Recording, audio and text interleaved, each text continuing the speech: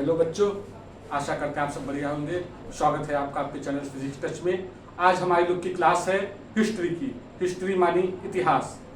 जी बच्चों, ये क्लास आपको हर कॉम्पिटिटिव एग्जाम के लिए बहुत बेनिफिट है। जैसे एसएससी हो गया, जीडी हो गया, एमटीएस हो गया, सीएचएसएल हो गया, ग्रुप डी हो गया, एनटीपीसी हो गया। आप कोई भी गवर्नमेंट का एग्जाम उठा लो, हिस्ट्री, सिविक्स, पॉलिटी, इकोनॉमिक्स सब आता है, जो कि हम पढ़ाएंगे उसमें सब कवर हो जाएगा। तो चलिए शुरू करते हैं अपना टॉपिक। हमारा टॉपिक है प्राचीन भारत का इतिहास, मॉडर्न हिस्ट्री। ये हमारा टॉपिक है आज का। ये हिस्ट्री को लिया कहाँ गया है, हिस्ट्री का मतलब है कहाँ, हिस्ट्री को उठाया कहाँ से गया है। ये हमारे यूनानी शब्द ग्रीक वर्ड से उठाया गया है। ग्रीक वर्ड कहाँ से लिया गया है आप ये बोलेंगे, तो इसको लिया गया है हिस्टोरिया से लिया गया है।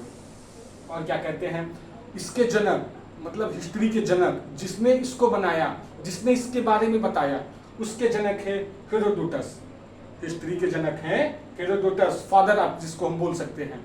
और क्या कहते हैं, इसका एक बुक भी होगा, तब वो बुक है हिस्टोरिका। हिस्ट्री का बुक है हिस्टोरिका, जहां से हिस्ट्री का पूरा गठन हुआ, जहां से हिस्ट्री के बारे में पूरा बताया गया। और क्या कहते हैं, हिस्ट्री हुआ, जब इतिहास हुआ तो उसमें स्रोत होंगे, खोज होंगे। तो वही खोजों का हम आज वर्णन करेंगे इस क्लास में। तो जैसा कि आप देख सकते हैं, बहुत सारे स्रोत मिले, सोर्सेज मिले हिस्ट्री में, जैसे कि पुरातात्विक सोर्स, साहित्यिक स्रोत, बहुत सारे स्रोत मिले। तो पुरातात्विक सोर्स में आते हैं पुरातात्विक सोर्स के बारे में हम जानना चाहते हैं। इसमें क्या मिला हमको, अभिलेख मिला। मतलब जैसे किसी पत्थर का अभिलेख हो गया, किसी चीज का अभिलेख हो गया, ये सब पुरातात्विक सोर्स में आता है। उसके बाद हमको मिले मूर्तियां। जी हाँ, किसी भगवान की मूर्तियां मिली, किसी और चीज की मूर्तियां मिली। ये सब हम डिटेल में पढ़ेंगे आगे, लेकिन आपको एक शॉर्ट फॉर्म में बता रहे हैं। उसके बाद हमको मिली मुहरें। राजा महाराजा जो थे पहले, वो अपना सील यूज करते थे, मोहर यूज करते थे, वो भी हमें यहीं पे प्राप्त हुआ। उसके बाद अवशेष मिला, जैसे किसी चीज का अवशेष होता है, किसी बॉडी का अवशेष हो गया, किसी मूर्ति का अवशेष हो गया, किसी बुक का अवशेष हो गया। ऐसे मतलब अवशेष जिसके बारे में हम समझते हैं, अवशेष भी मिला। उसके बाद हमें सिक्के मिले। अब पहले तो राजा महाराजा लोग सिक्के चलाते थे अपने राज्य में, कि हमारे राज्य में ये सिक्का चलेगा, उनके राज्य में ये सिक्का चलेगा। तो सिक्के भी मिले। उसके बाद साहित्यिक सोर्स में हमको क्या मिला, इसमें तीन चीज मिला हमको। जैसा कह सकते हैं, धार्मिक मिला और अधार्मिक मिला। सॉरी, दो चीज मिला, धार्मिक मिला और अधार्मिक मिला। धार्मिक में क्या क्या आते हैं, जैसे वेद हो गया, आपका पुराण हो गया, बुद्धिस्ट लोगों का जो किताब होता है वो भी आ गया। और अत्याधुनिक में हमको क्या मिला, महाकाव्य मिला, मुद्रा राक्षस की किताबें मिली, जो रचना करके गए थे वो मिला।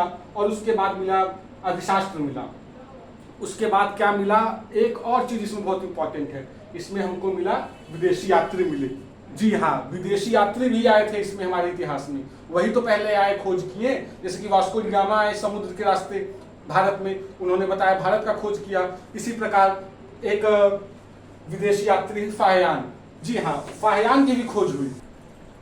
जी हाँ बच्चों, अब हम लोग मतलब आगे बढ़ेंगे भारत के इतिहास के बारे में। इसके पहले हम लोगों ने पढ़ा कि इतिहास के फादर कौन है, इतिहास के जनक कौन है, इतिहास शब्द की उत्पत्ति कहाँ से हुई, इसका बुक्स कौन था, ये सब हमने पढ़ा। अब हम लोग पढ़ेंगे भारत का इतिहास। इसमें और सारी बहुत चीजें हैं, लेकिन हम पहले स्टार्ट करेंगे भारत का इतिहास। तो भारत का इतिहास जो है वो तीन भागों में बांटा गया है। पहला भारत का प्राचीन भारत का इतिहास, दूसरा मध्यकालीन भारत का इतिहास, तीसरा आधुनिक भारत का इतिहास। ये भारत का प्राचीन भारत का इतिहास 712 एडी, मतलब 712 एडी मतलब आप पूछेंगे एडी मतलब क्या होगा सर, यहाँ पे बहुत लोगों का कंफ्यूजन होगा। एडी का मतलब होता है एनो डोमिनी, इंग्लिश वर्ड है। और इसका हिंदी का मतलब क्या होता है कि ईसा मसीह के जन्म के वर्ष, मतलब जिस वर्ष मतलब ईसा मसीह जन्म हुए थे वही वर्ष का इसमें गठन किया गया है। तो प्राचीन भारत का जो गठन हुआ था वो 712 एडी में हुआ था। उसके बाद आता है दूसरा नंबर मध्यकालीन भारत। इसका जो हुआ था ये 712 से लेके चला था 1707 एडी तक चला था। ये जो मध्यकालीन भारत है ये 712 से लेके 1707 तक चला था एडी तक। उसके बाद तीसरे नंबर पे आता है आधुनिक भारत, मॉडर्न इंडिया, जिसमें हम लोग अभी जी रहे हैं। ये 1707 मतलब 1707 से लेके अब तक चल रहा है। 2025 से 2025 चलेगा, 26, 27, 28, 29 इसकी कोई गिनती नहीं है, कब तक चलेगा पता नहीं, लेकिन 1700 के बाद 1707 के बाद जो चल रहा है वो अब तक का ही चल रहा है। अब इसके बाद हम आते हैं प्राचीन भारत में। प्राचीन भारत में भी 3 भाग बटा हुआ है। पहला है प्राग ऐतिहासिक काल, दूसरा है अग ऐतिहासिक काल, तीसरा है ऐतिहासिक काल। प्राग ऐतिहासिक काल में हमको क्या मिला, इसमें भी कुछ हम लोगों को एविडेंस मिलेगा, क्योंकि हिस्ट्री है, हिस्ट्री में तो खोज हुआ ही होगा। तो इसमें हमको क्या खोज मिला, नो रिटन एविडेंस। इसमें मतलब हमको कुछ नहीं मिला, लिखा हुआ ऐसा कोई प्रमाण, ना हमको वेद मिला, ना हमको पुराण मिला, ना हमको कोई किताब ऐसी मिली जिसमें कुछ लिखा हो। तो इसको हम लोग पढ़ेंगे NW एविडेंस, मतलब नो रिटन एविडेंस मिला। और बात करते हैं हम अनऐतिहासिक काल की। इसमें तो हमके क्या, इसमें हमको क्या कहते हैं, रिटन एविडेंस मिला लेकिन इसको पढ़ा नहीं गया।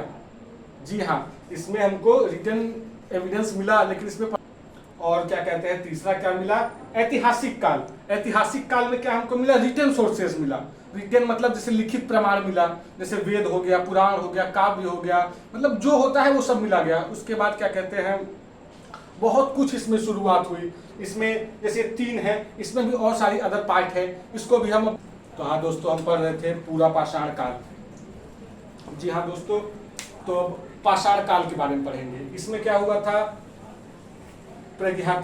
प्रागैतिहासिक काल में पाषाण काल, तत्वपाषाण काल, धातु काल, इसमें 3 आते हैं।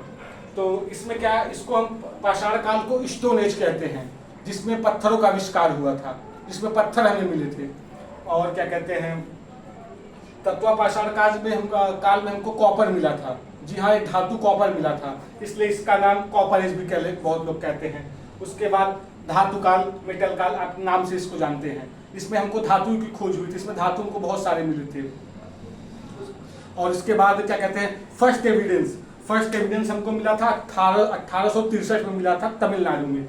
पलम्बम नाम का एक छोटा सा वहां पे गांव है तमिलनाडु में, वहां पे मिला था।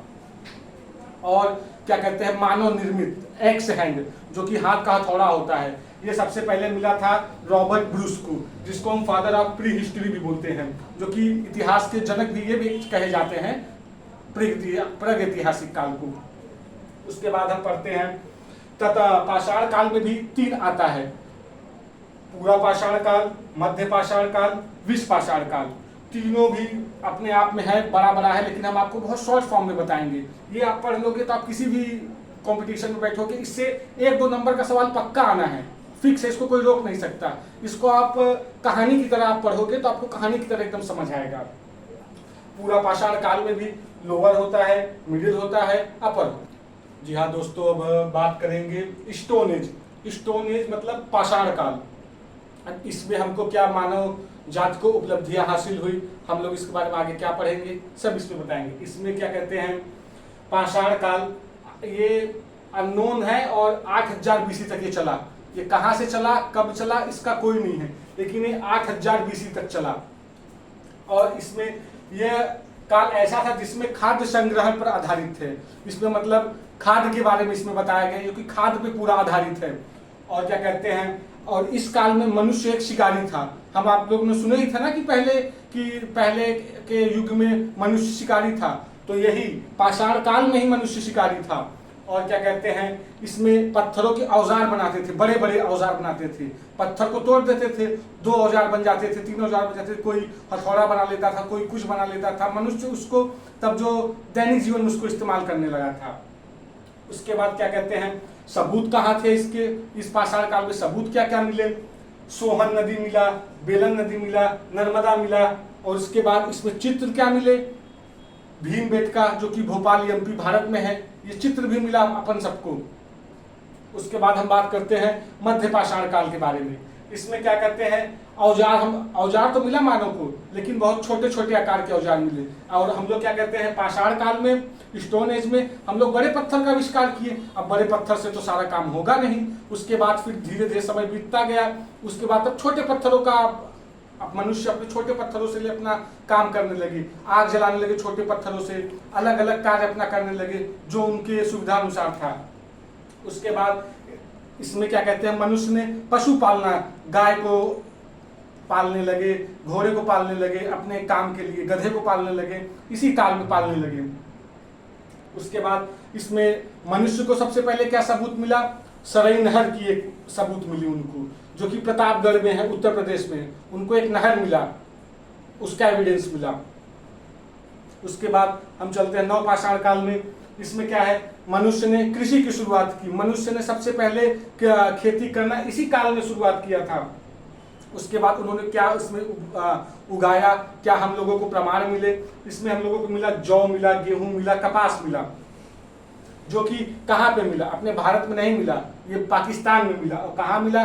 मेहरगिंडा के बलूचिस्तान नामक जगह, जो कि पाकिस्तान में है, वहां पे मिला। उसके बाद चावल की प्रथम खेती के सदस्य कौन बने? क्योंकि भाई चावल की भी खेती हुई उसके बाद, तो उसके प्रथम सदस्य बने, हमारा भारत बना। कहाँ पे बना? उसके बाद कोइलडिघवा, प्रयागराज में। प्रयागराज के क्षेत्र में एक कोइलडिघवा नामक गांव है, वहां पे एक चावल की खेती सबसे पहले प्रारंभ हुई भारत द्वारा। उसके बाद इस काल में, नवपाषाण काल में, पहिए का आविष्कार हुआ। मानव और कुत्तों की अस्थियां मिली। जी हाँ दोस्तों, इसमें मानव की अस्थियां मिली, कुत्तों की अस्थियां मिली। पहिए का आविष्कार हुआ इसमें। उसके बाद मानव कुत्तों की अस्थियां प्राप्त हुई हमारे मतलब वैज्ञानिक लोग को, जो कि सब पढ़ाया जाएगा। बाकी आज की क्लास यहीं तक रहेगी। कल का टॉपिक हमारा रहेगा तांब, copper age, bronze age, silver age, जो जितने भी एज होते हैं सब कल के टॉपिक में कवर कराया जाए क्लास में। बाकी आप इतना रिवीजन कीजिए। जो आपको परेशानी आए, जो दिक्कत हो, आप कमेंट करिए, हमारी टीम आपको रिप्लाई करेगी। आपका कोई डाउट रह गया हो, आपका कोई सवाल रह गया हो, या फिर कोई चीज़ छूट गया हो, आप कमेंट कर दीजिए, कल के टॉपिक में उसको कवर लेंगे। मिलते हैं कल की वीडियो में। जय।